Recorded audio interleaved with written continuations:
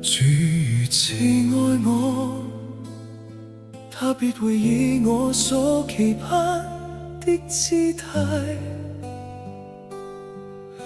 守候在我的身旁，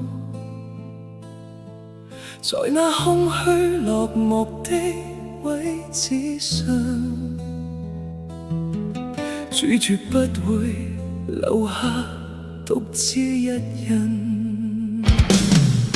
縱然我走的這條路是痛苦的輪迴，若是你賜予的詩篇，我願流盡鮮血去書寫。這聲聲不願成為詩人的淒慘悲鳴，若能化作某人份無上的鮮花。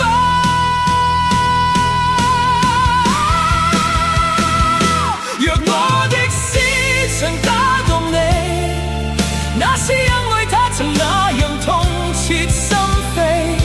在交織的記憶中，那是流淌的淚水，在那造心的痛楚與愛恨交織的路上，唯有你全然知曉我的道路。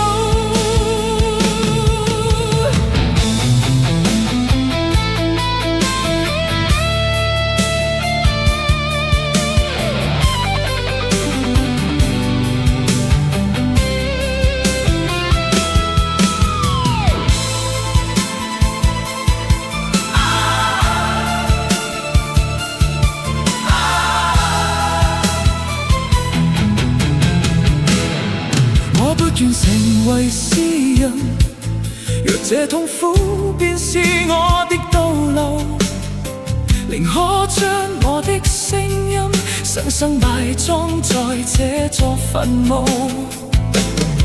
但請知足觀看，在我鮮血滲透的每一個角落，你所應許的鮮花正開得如此鮮紅耀眼。